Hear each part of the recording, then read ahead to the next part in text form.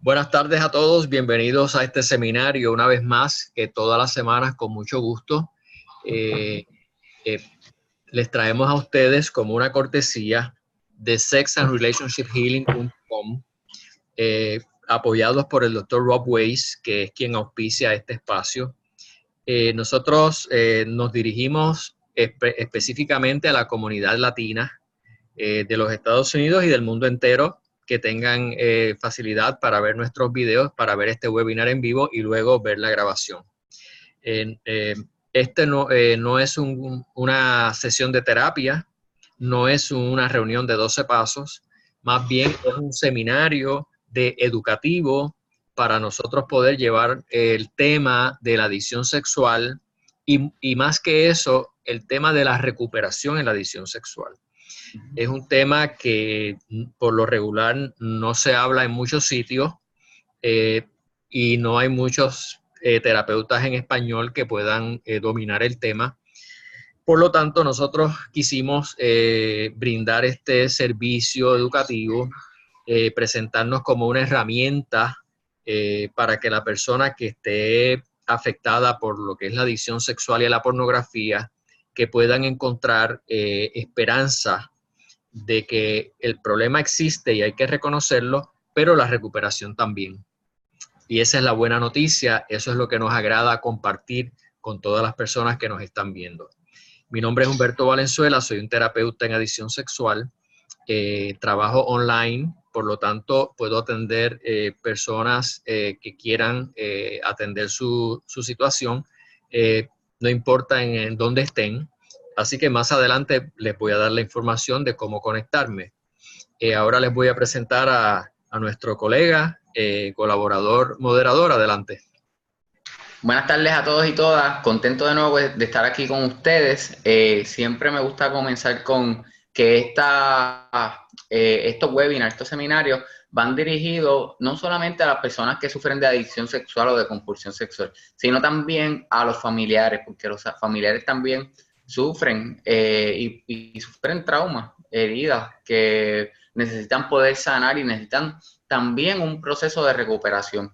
Pero también queremos invitar a los profesionales de habla hispana, que ya sean psicólogos, consejeros, trabajadores sociales clínicos, no importa, inclusive psiquiatras, médicos, que puedan escuchar sobre estos temas, porque lamentablemente muchas personas que sufren de adicción sexual, hombres y mujeres, porque esto no discrimina, de todas las edades, llegan a consultorios, ya sea de psicólogos, consejeros o de médicos, y si no sabemos cómo identificar los síntomas, si no sabemos cómo identificar si una persona necesita ayuda en esta área, no lo vamos a poder diagnosticar, y si no lo diagnosticamos, no lo vamos a poder tratar y esa persona va a estar sin esperanza. Créanme que muchos hombres y mujeres piensan que son los únicos y que no hay más nadie que está sufriendo como ellos están sufriendo, y como es algo que es vergonzoso, es algo que cargan o guardan en secreto. Y por eso les invitamos a que le cuenten a la comunidad de profesionales, los familiares, para que vean estos seminarios, y si tienen dudas, comentarios, no esperen al final, desde ahora pueden escribirnos en la pantalla que dice Q&A, Q y A. Gracias, Joel. Y nuevamente, bienvenidos a todas las personas participantes de este webinar que nos están viendo en estos momentos y posteriormente a los que nos van a ver en la grabación. Bueno, la adicción sexual, vamos a tocar ciertos puntos básicos. Tiene unas características en común. Pensamiento obsesivo, comportamiento compulsivo, consecuencias negativas, falta de control. Cuando se quiere detener el comportamiento no se puede, no se logra por sí mismo. Y la característica que yo llamo la peor, que es la negación. Si hay negación, no se puede resolver ningún problema. Si tú tienes una filtración de agua en el techo de tu casa y tú dices que eso no es nada, que no hay ningún problema, pues tú no vas a arreglar la filtración de agua en el techo de tu casa. Y esa grieta se va a ir en aumento y la filtración va a aumentar cada vez más.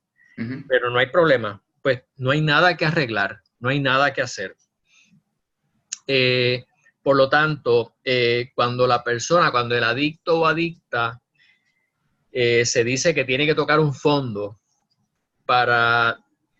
de desesperación, desear recuperarse, desear cambiar. Todavía no sabe ni lo que es la recuperación. Desea un cambio. Entonces ahí es que esa persona llega a donde un profesional o a un grupo de 12 pasos o a un sacerdote, un pastor en una iglesia, llega a alguien desesperado o desesperada para dejarle saber, mira, tengo este problema enorme que he tratado de controlar y no lo he logrado y me está trayendo consecuencias negativas, necesito ayuda, necesito que alguien me ayude. Entonces, ahí es que empieza el proceso de recuperación. Por eso es que decimos que muchas veces tocar fondo es una bendición, porque mientras el adicto siga o consumiendo o con una conducta adictiva y no haya una consecuencia mayor, pues puedes sobrevivir haciéndolo. Y eso pues es una cadena perpetua.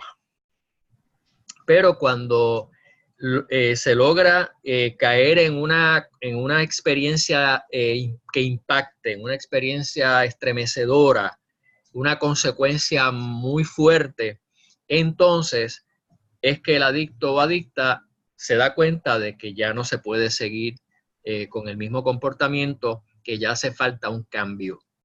Y entonces ahí es que podemos ayudar a esa persona a lograr los cambios que quiere. Una de las cosas que nosotros tenemos, sí, nuestra terapia especializada. Nosotros tenemos experiencia ayudando a las personas a recuperarse. Pero dentro de esas sugerencias están el programa de 12 pasos, las reuniones de 12 pasos y, por supuesto, los pasos. Es como que la balanza. La terapia estaría incompleta sin los 12 pasos y mi opinión es que los 12 pasos estarían incompletos sin la terapia. Por lo tanto, cuando la persona que quiere recuperarse, que quiere tener una recuperación sólida, se compromete con el proceso, pues entonces la terapia y los 12 pasos lo va a tener una recuperación sólida, permanente, que es lo que queremos. No queremos una recuperación por un tiempito, una recuperación cierto tiempo, no queremos que hayan recaídas, queremos que la persona logre lo que es una verdadera recuperación sólida y permanente. Adelante, Joel. Sí, Humberto, quería comentar que muchas veces le digo a las personas que llegan por primera vez a terapia, yo les digo, mira, la terapia no va a ser suficiente. Te va a ayudar, es necesaria en parte del proceso, pero no va a ser suficiente porque a lo mejor nos vemos una vez a la semana o con cierta frecuencia, pero y en esos días en los que no nos vemos, ¿quién te va a apoyar? Y porque hace falta un grupo de apoyo. Hace falta, como tú mencionas, trabajar los pasos. Hace falta el servicio, que es una de las herramientas más poderosas que yo entiendo para una persona que sufre de adicción. Y abonando a lo que dijiste ahorita de la persona que, por ejemplo, en su casa se le rompe la tubería, han salido en muchos programas cómicos los casos donde en un matrimonio están en la casa, en el apartamento, se rompe la ducha o parte del baño y muchas veces ponen al marido que dice, yo lo arreglo. Y la esposa dice, pero es que tú no eres plomero. No, no te preocupes, eso es un quitado, eso es fácil. Y después hace un revolú y empeora. Cuando empeora la situación, que ya ni se pueden bañar ni usar el baño, ahí cogen y dicen, no, necesito ayuda. Pues de eso es lo que trata, lo que nosotros queremos hablar hoy, de impotencia e ingobernabilidad. Exacto. Bueno, Joel, cuando ya la persona está ya decidida, que se quita, logra vencer la negación y logra aceptar que tiene un problema y va en busca de la solución al problema. Como dije, una de las recomendaciones nuestras es lo más pronto posible entrar en un programa de 12 pasos y comenzar a trabajar los pasos, porque eso nos ayuda a que la terapia sea más efectiva, porque la persona se está fortaleciendo en ambos aspectos. ¿Qué dice el primer paso del programa de 12 pasos, Joel?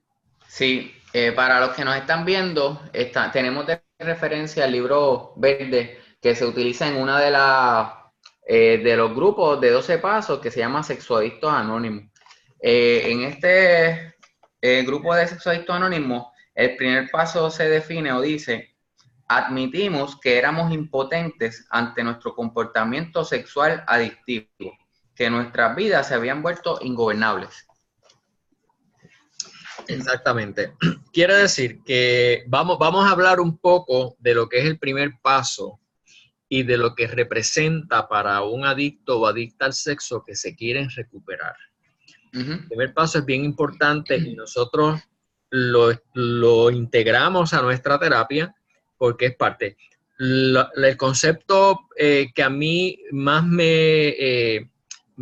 me habla de ese primer paso, con lo que yo más lo puedo identificar, es con la rendición. Primero con la aceptación y luego con la rendición. Acepto que la persona es adicta y que la vida se vuelve ingobernable, que es impotente ante su adicción. Tiene esos conceptos de impotencia e ingobernabilidad, y de eso vamos a entrar más en detalle. Pero el programa, el primer paso también nos habla de rendición, que como hemos hablado, por más que la persona pelee con su adicción, por más que negocie con su adicción, por más que trate de llegar al acuerdo que sea, la adicción siempre va a ganar si la persona se enfrenta sola a la adicción.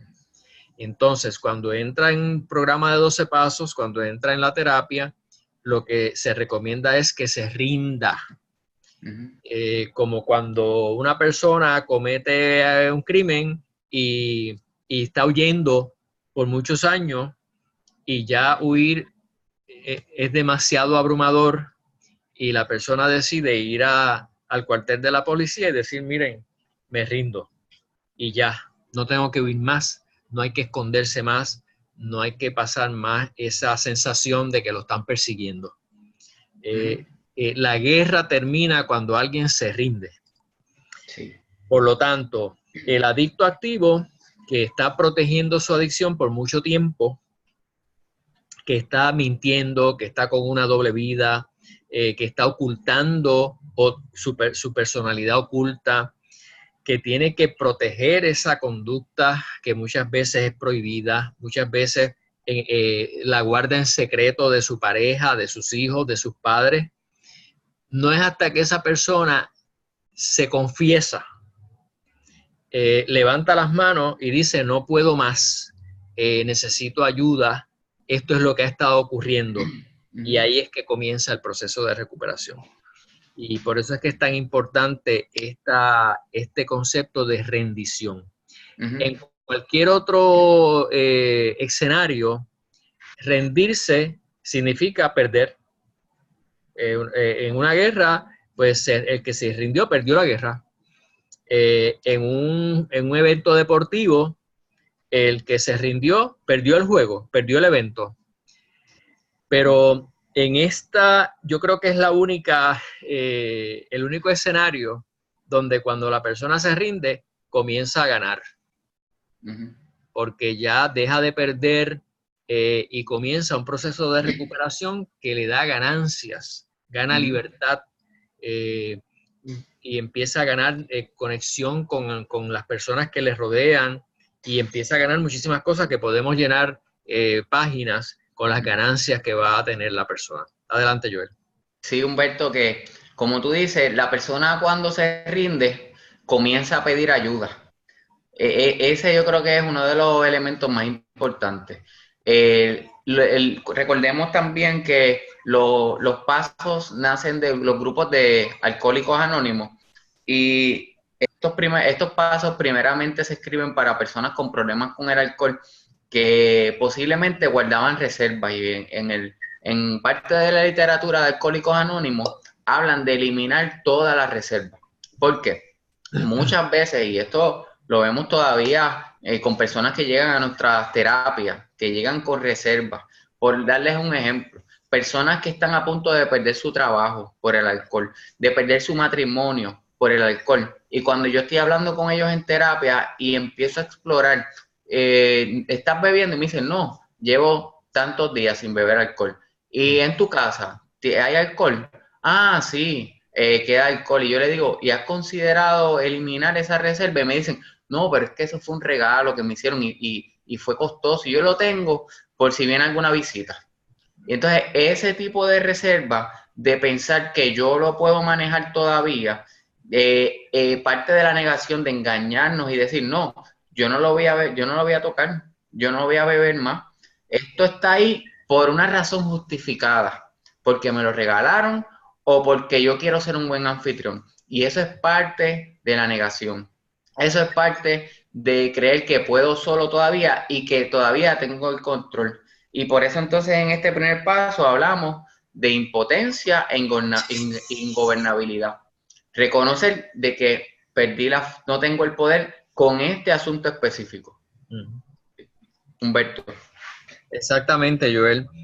Bueno, si tú nos puedes leer algo del primer paso que se haga referencia a estos términos de impotencia e ingobernabilidad para irlos entendiendo mejor, para poderlos ir hablando en más detalle. Sí, mira, dice, solo cuando admitimos que somos impotentes ante estas conductas y que somos capaces de manejar nuestras propias vidas, es que podemos iniciar el camino hacia la recuperación. Es fundamental que podamos admitir la impotencia. Cuando damos el primer paso, admitimos que nuestra adicción nos está destruyendo y que no lo podemos detener. Nos rendimos, alzamos la bandera blanca y aceptamos que la batalla ha terminado. El principio detrás de admitir esto es la honestidad. Como tú dijiste, este primer paso tiene una paradoja de que cuando nos rendimos, ganamos. Cuando nos rendimos, ganamos. Y aquí habla de uno de los principios espirituales más importantes, que es la honestidad. Y por eso parte del primer paso se sugiere que uno escriba todas esas veces que intentamos detener esta conducta y que fallamos. Porque así es que podemos ser honestos. Podemos ser honestos con nosotros mismos, no con los demás. Porque muchas veces vemos personas que nos dicen, no, esta vez, ya esta es la última, no vuelvo, no, de verdad, y yo lo siento, de verdad, yo siento algo distinto en mí, ya yo cambié. Y cuando nosotros empezamos a preguntarle, vamos a anotar, vamos a hacer un inventario, ¿cuántas veces tú has dicho esta es la última vez? Y la persona se da cuenta de todas las veces que ha dicho, no más, esta es la última, yo no vuelvo atrás. Ahí es que empieza a darse cuenta, wow, espérate, yo tengo un patrón en que digo, no voy a volver a recaer, no voy a volver a hacer esta conducta que me hace daño a mí y a otras personas, pero continúo haciendo lo mismo, continúo volviendo al mismo lugar. Sí. Y fíjate, Joel, que cuando hablamos de negación, podemos decir, lo opuesto suena a aceptación, ¿verdad? Pero yendo más lejos y profundizando más en el concepto, lo opuesto también puede ser honestidad. Sí. Porque si la persona es honesta, ya no puede negar lo obvio. Si la persona es honesta rigurosamente, que no se está mintiendo a sí mismo, que está aceptando una realidad, pues obviamente la negación no procede. Porque es que las consecuencias son evidentes. Las consecuencias, la persona las está sufriendo. Y probablemente otras personas más las están sufriendo. Sí. Pero ya cuando ya se practica el concepto de honestidad, ya las reservas se sueltan y la verdad sale a relucir. Y ya entonces la persona se siente con que ya tiene que hacer algo para resolver el problema. Y la buena noticia que nosotros le tenemos a la persona que nos esté viendo, si no ha entrado en un proceso de recuperación, que la recuperación es posible. Existen las herramientas para hacer un cambio positivo de una conducta obsesiva y compulsiva, de una conducta fuera de control que deja consecuencias negativas, a una vida serena, una vida en paz, una vida que elimina las consecuencias negativas y la persona puede vivir feliz sin tener que hacerlo. Y hacia eso es que nosotros nos dirigimos a ayudar a las personas que desean ese cambio. Sí. Adelante. Aquí también en el libro verde de Sexuadictos Anónimos dice, con el primer paso dejamos de mentirnos a nosotros mismos. Y ahí volvemos, porque la negación no es otra cosa que mentirse a uno mismo. Con este paso reconocemos que tenemos una enfermedad y no una debilidad simple o un defecto de carácter y que no podemos cambiar este hecho. Honestamente admitimos que no tenemos todas las respuestas y que necesitamos ayuda. Esta parte es fundamental. En el siglo pasado se veía la adicción, el alcoholismo, como una deficiencia moral, como un defecto de carácter. Y Alcohólicos Anónimos fue de los primeros que comenzaron a decir que esto era una enfermedad, que el problema, las personas que no podían parar de beber, esto era algo que iba más allá, que no era un simple defecto de carácter o una falta moral. La buena noticia es que hoy en día los estudios científicos que se han hecho, la ciencia ya ha validado esta teoría de que esto es una enfermedad. De hecho, la Asociación Americana de Medicina de la Adicción, los médicos en Estados Unidos que trabajan con adicción, ellos definen la adicción como una enfermedad crónica del cerebro. ¿Qué quiere decir esto? Que si uno se enferma, ¿a dónde uno va? Al médico, uno va a buscar un tratamiento, uno va a donde el especialista. Si es el corazón, pues vamos al cardiólogo. Si tiene que ver con la diabetes, vamos a dónde? Al endocrinólogo. Pues eso es lo que estamos viendo aquí. Esto no es un simple defecto de carácter, esto no es una simple falta moral, sino que es una enfermedad que requiere tratamiento. Esto no quita la responsabilidad de la persona, no quiere decir que le justifica a una persona para continuar su actuación sexual, ya sea haciéndole infiel a su cónyuge o viendo pornografía en horas de trabajo, en la computadora del trabajo. Esto lo que es, le da responsabilidad a la persona para que busque ayuda, porque sí hay esperanza y hay tratamiento. Admitir que nuestras vidas se habían vuelto ingobernables nos permite examinar honestamente las consecuencias dolorosas de nuestras conductas sexuales, consecuencias que afectaron cada aspecto de nuestra experiencia. Es difícil aceptar que no somos capaces de manejar nuestras propias vidas y aún más difícil admitir esto a otras personas, pero nuestra experiencia nos dice que no tenemos otra opción más que entregarnos o regresar a la actuación y todo lo que eso conlleva. Y esto es una de las cosas que tiende a suceder cuando una persona por primera vez se ve enfrentada a esta realidad, que ya sea que alguien se la presenta, un profesional de ayuda o algún familiar que le dice, mira, tú necesitas ayuda, no puedes solo. Y la tendencia natural del ser humano es decir, no, yo lo que tengo es que esforzarme más, o yo puedo. Lo que pasa es que, y podemos decir muchas razones por las que hemos seguido fallando en esta área y que si nos esforzamos un poco más, vamos a lograrlo. Pero cuando nosotros vemos la evidencia, entonces tenemos que admitir la impotencia y la ingobernabilidad. Sí. Para muchos de nosotros fue útil examinar nuestra conducta sexual a detalle cuando llevamos a cabo este paso. Algunos de nosotros escribimos una historia de nuestra adicción desde lo más remoto que podemos recordar hasta el presente. Y esta es una de las primeras sugerencias que se da cuando una persona está trabajando su primer paso, cuando una persona está tratando de eliminar toda la reserva y admitir sin reserva alguna de que necesita ayuda, que no puede solo y que es impotente. Y hablando del historial, pues se recomienda que primero que esto no se haga solo. Es un énfasis que siempre hacemos. Debe hacerse de la mano de un profesional de ayuda que esté capacitado en esta área o de alguien del grupo de apoyo que tenga la experiencia y que se esté recuperando, que ya haya trabajado los pasos. ¿Qué cosas podemos poner en el historial?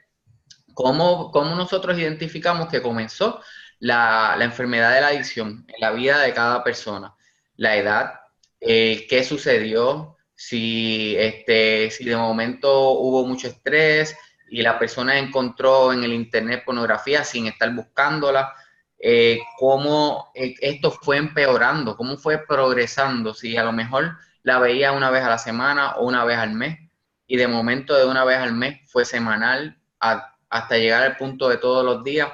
Esos detalles son importantes. Otro detalle que debe estar es que cómo esto pasó a ser a lo mejor lo más importante en la vida de la persona y a lo mejor hábitos que tenía la persona, ya sea jugar baloncesto, el arte, dibujar, cosas que antes solía hacer que le gustaban y de momento ya no las está haciendo porque esto está ocupando el primer lugar en la vida de la persona. Sí, Sí, Joel, gracias. Esa información es vital. Este es el primer paso del programa de 12 pasos de recuperación.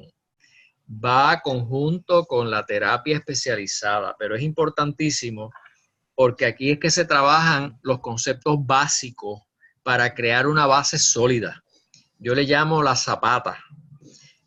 Cuando llega un adicto con todo este problema que representa la adicción activa y con las consecuencias, pues llega desorientado, llega con miedos, con inseguridades, con la autoestima lastimada, abrumado. Nosotros ayudamos a darle guía, a ubicarlo, a encarrilarlo en un proceso que verdaderamente le va a funcionar, va a tener resultados positivos. Por lo tanto, este primer paso es de vital importancia. Podemos mencionar varios ejemplos de lo que puede ser impotencia para un adicto. Yo creo que en cuanto a la adicción sexual, y específicamente adicción a la pornografía, que es una de las que más está presente al día de hoy por la tecnología, es el famoso 5 minutos más, que hemos mencionado tantas veces. Cuando la persona está luchando en su mente con si se conecta a ver pornografía o no, porque eso es lo que las personas comienzan a hacer, a negociar, a tratar de aplicarle la fuerza de voluntad, que sabemos que ya el adicto perdió la fuerza de voluntad. Pero todavía la persona que está en la negación, pues cree que con fuerza de voluntad lo va a poder lograr. La computadora está ahí, pero la persona está determinada a no conectarse, a no ver ningún tipo de imagen. Pero la computadora está ahí y la computadora es como si lo llamara, como si le dijera, ven, observa algo un ratito. Y la persona casi siempre se convence de que puede entrar a ver imágenes 5, 10, 15 minutos. Poco tiempo, un tiempo limitado. Voy a entrar por un momentito nada más. Y por experiencia, ya sabemos que esos 5 minutos, 15 minutos, se pueden convertir en horas. Y eso lo hemos escuchado muchas veces. Eso es un ejemplo de impotencia, cuando la persona no tiene la capacidad de detener su comportamiento. Otro ejemplo, bueno, pues puede ser que tuve mi actuación compulsiva, la persona tuvo su actuación compulsiva, estuvo el tiempo que fuese, 3 horas, 4 horas, 5 horas, y no lo vuelvo a hacer. hasta aquí llegué. Dios mío, quítame esto que no lo hago más. Y la persona está convencida de que no lo va a volver a hacer. Y al otro día se puede levantar con esa convicción. No lo vuelvo a hacer. Pero ya por la tarde, la mente adictiva le empieza a decir 5 minutitos nada más. La última vez para despedirte de ver imágenes. Y cuando venimos a ver, la persona está de nuevo conectada por horas. Esos son ejemplos de lo que es la impotencia. Cuando ya la persona no tiene la capacidad de decidir, cuando ya se perdió la capacidad de decidir, ya la persona tiene que aceptar que es impotente ante su adicción. Adelante, Joel. Sí, otro ejemplo de impotencia es cuando hacemos cosas que van en contra de nuestros valores. Todos tenemos valores que pues, nos rigen, cosas que a lo mejor vemos como que están correctas e incorrectas. Por darles algunos ejemplos, a lo mejor el ser infiel en una relación de pareja. Hay personas que valoran la fidelidad y la esperan. Y si esa persona valora la fidelidad, espera eso también de su cónyuge o de la pareja, y de momento llega al punto de que empieza a ser infiel a su pareja, aun cuando no quiere, porque después que termina de ser infiel, se siente mal, siente culpa, siente vergüenza, siente que tiene que guardarlo en secreto porque puede perder entonces esa relación.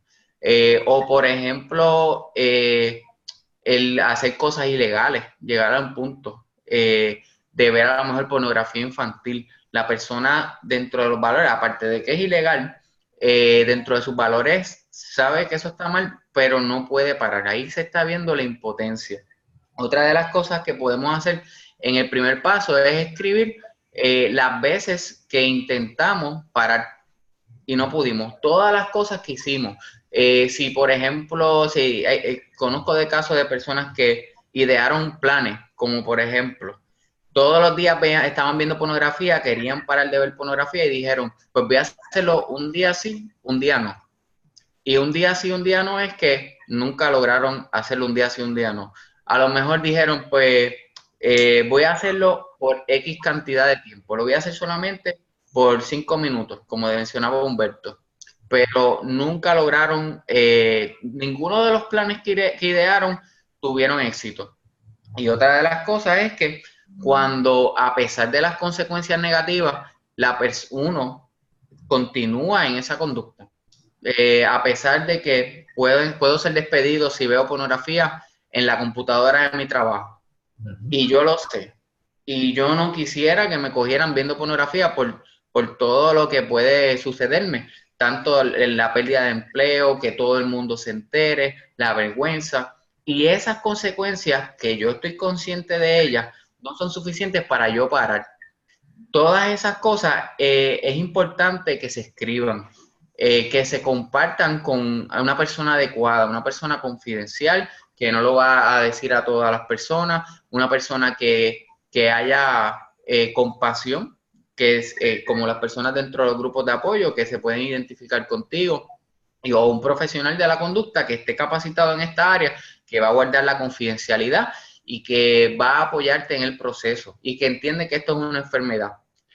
Pero es importante escribirlo porque muchas veces hasta que no lo escribimos y no lo vemos en el papel, no nos damos cuenta de todo esto. No nos damos cuenta de que honestamente necesitamos aceptar que necesitamos ayuda. Exactamente, Joel.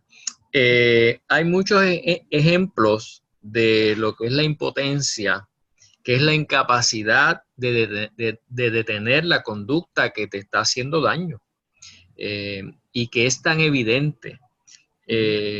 Relaciones rotas, desatender la familia, desatender el trabajo, desatender estudios, quedar mal, llegar tarde o no llegar, no pagar las cosas a tiempo, no hacer lo que conlleva pues vivir la vida en sus términos. Se convierte en una situación bien difícil que la persona le pone demasiada energía en tratar de controlar por sí mismo una conducta que ya sabemos que por sí mismo no se puede controlar. Y por eso es que es importante que la persona que tiene la condición adictiva, que entienda que solo es cuesta arriba. Es cuesta arriba. La adicción es demasiado fuerte para que una persona que ya perdió la fuerza de voluntad diga tan sencillo como que ya no lo hago más. No funciona. La experiencia es que no funciona.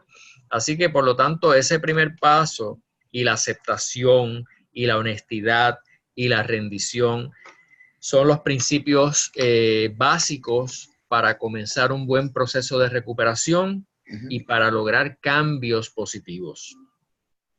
Sí, Humberto, tenemos que recordar que la adicción es un trastorno de intimidad que se alimenta del aislamiento, se alimenta del secreto, de la deshonestidad. Y mientras más aislados nosotros estemos, mientras más guardemos este secreto y no le digamos a nadie y no pidamos ayuda, más va a prosperar y más va a empeorar la adicción y las consecuencias.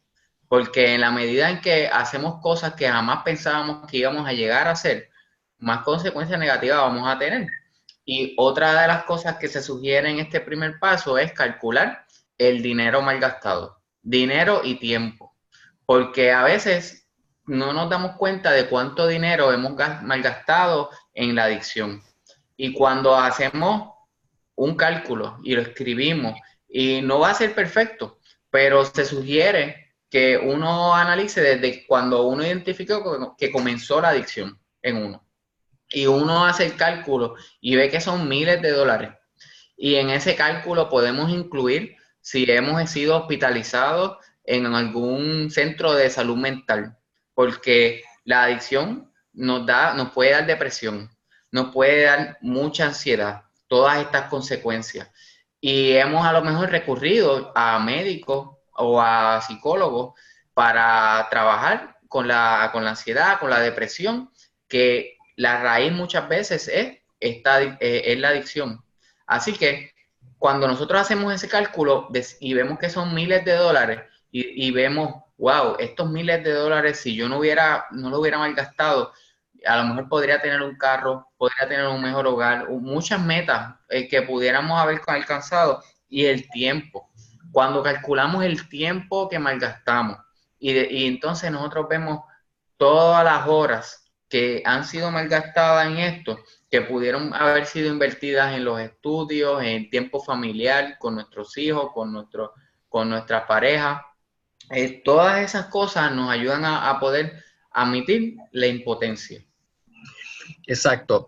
Entonces, Joel, vamos a ayudar a las personas que nos están viendo a diferenciar entre lo que es impotencia y lo que es ingobernabilidad.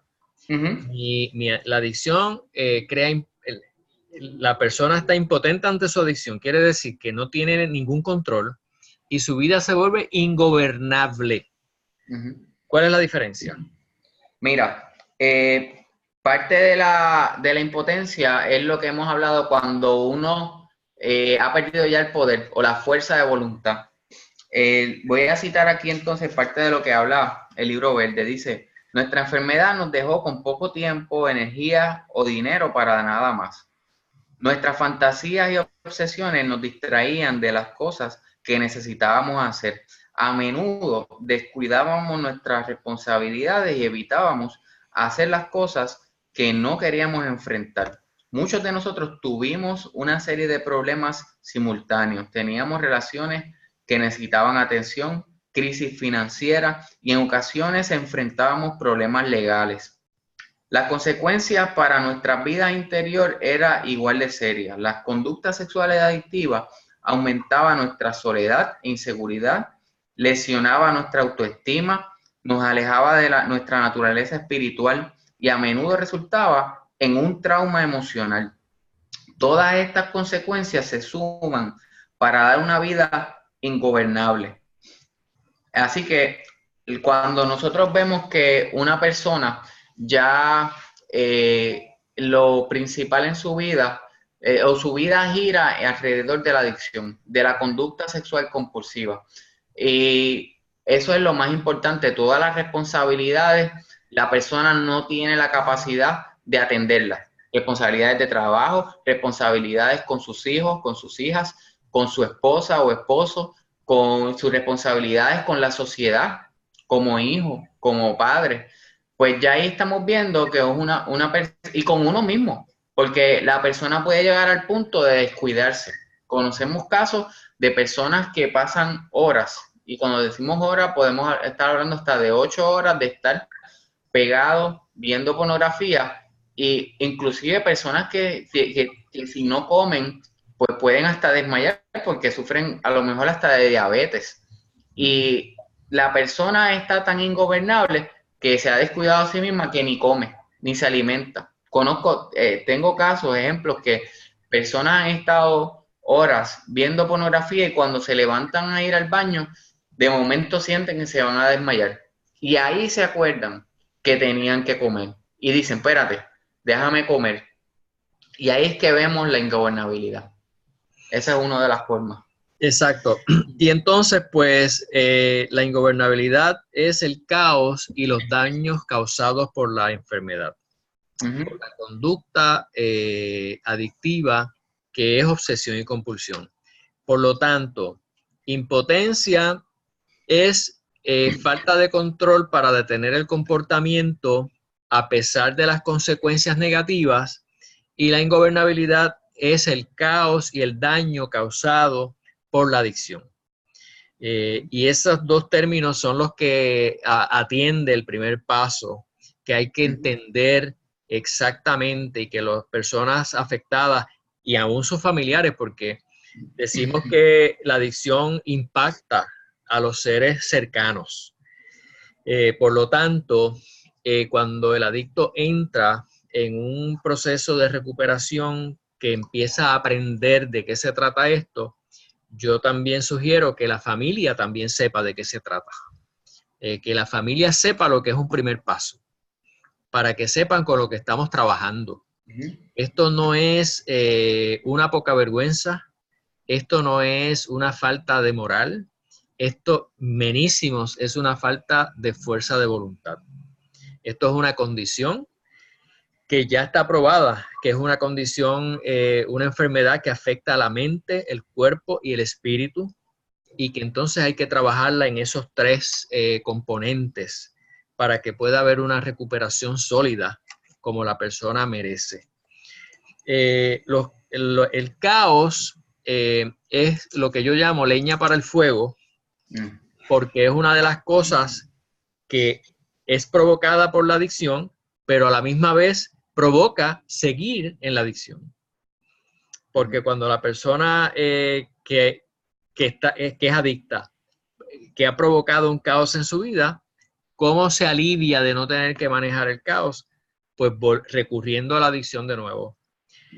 Y ahí es que llamamos muchas veces el ciclo adictivo, que es un círculo que la persona no puede salir de ese círculo por sí misma, porque está del caos a la enajenación, al escape, que es la adicción, y vuelve a causar más caos, y es un círculo que no hay manera de que la persona pueda salir de ahí. Una de las cosas que nosotros enfatizamos en la recuperación es que tenemos que lograr una vida libre de caos.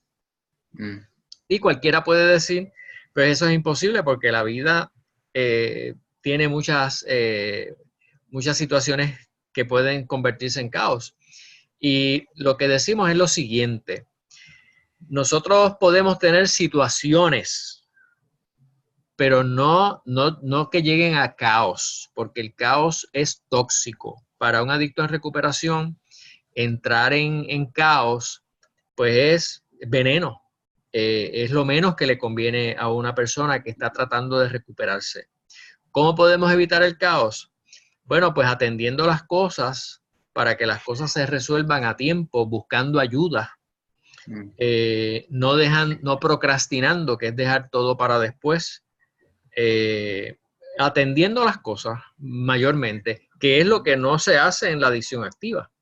En la adicción activa, la persona está tan envuelta en su proceso que simplemente descuida todo lo demás. En la recuperación, la persona aprende a ocuparse de lo que tiene que ocuparse, a pagar sus cuentas a tiempo, a atender su pareja, a atender si los tiene sus hijos, a hacer su trabajo a tiempo, si está estudiando, pues hacer sus tareas a tiempo. Y de esa manera se evita lo que es el caos, para que entonces la enfermedad no invite a la persona a un alivio. Si no hay caos, pues entonces el alivio realmente no procede. Así que es una dinámica que nosotros le ayudamos a la persona que se quiere recuperar a salir de ahí, a salir de la negación, a que no tenga ya que trabajar con impotencias porque se rinde, y a evitar el caos y los daños causados porque ya la enfermedad no va a estar presente. Es fantástico. Es un programa de 12 pasos y solamente estamos hablando del primero. Faltan 11 más. O sea que las noticias son buenas. Adelante, Joel. Sí, y nosotros hemos visto en terapia que muchas personas cuando llegan a la primera sesión pueden estar en una de tres categorías en relación a su motivación para cambiar. A veces llegan y no reconocen para nada que necesitan ayuda, no reconocen que son adictos. Llegan porque les sacó la cita su cónyuge, el esposo o la esposa o los papás. Y ahí entonces es muy cuesta arriba y por eso es que hace falta este tipo de ejercicio para que la persona poco a poco se vaya dando cuenta y se mueva de no reconocer que necesita ayuda a empezar a reconocer que necesita ayuda. Ahora, hay personas que llegan porque reconocen que necesitan ayuda, pero cuando uno le pregunta, ¿estás dispuesto a hacer cualquier cosa o algunos cambios? La persona, cuando son honestas, dicen no, algunos cambios. O a veces me dicen, estoy dispuesto a hacer cualquier cosa. Y cuando le menciono a los grupos de apoyo, me dicen, no, yo no, a mí no me gustan. Yo no voy para allá. Y entonces ahí vamos viendo que hay una diferencia en lo que la persona dice y lo que realmente está dispuesta a hacer. Y hay personas que llegan ya rendidas, que han tocado un fondo y ya reconocen que no pueden solos y que están dispuestas a hacer cualquier cosa.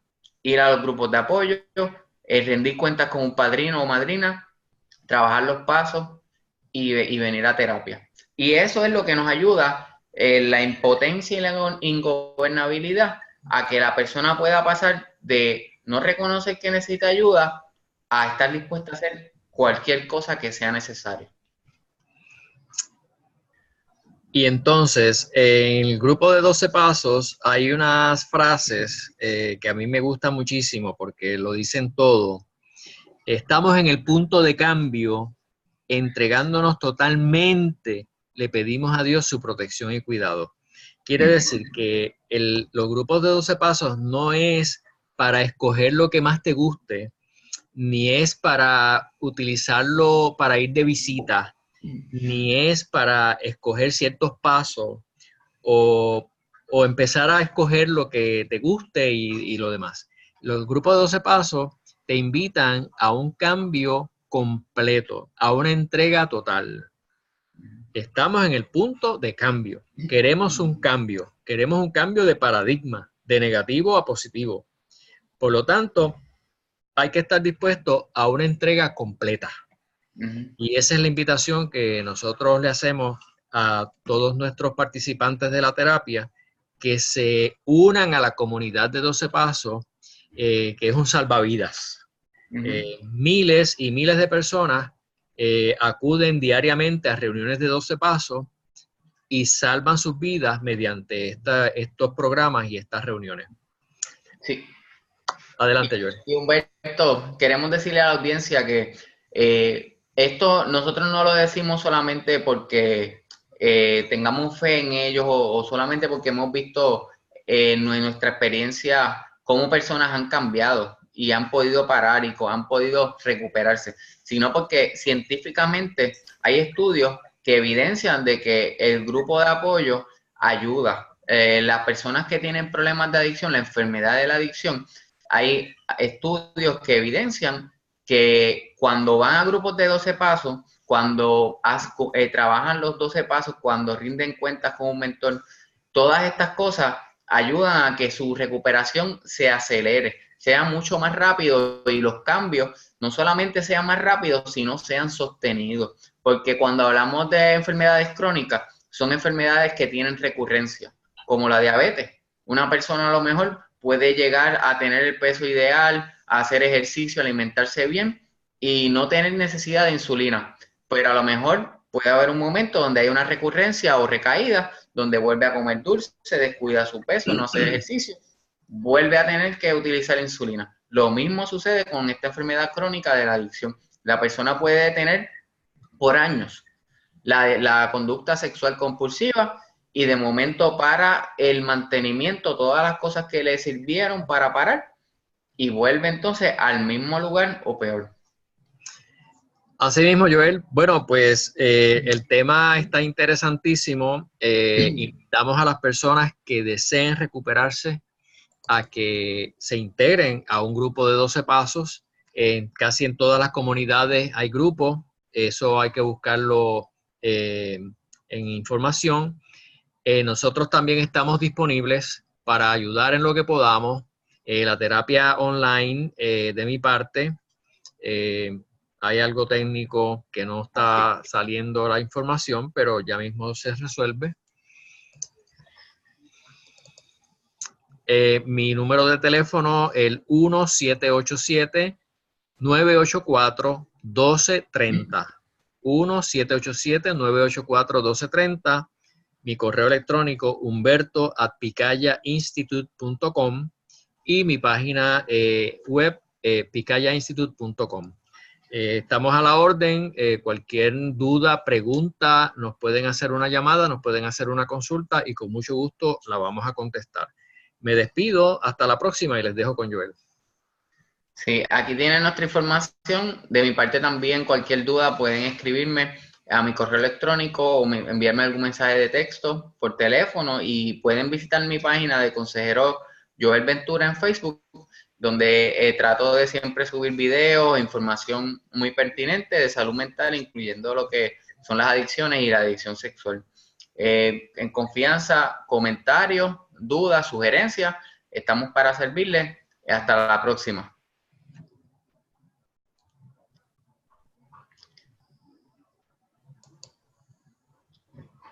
Ok.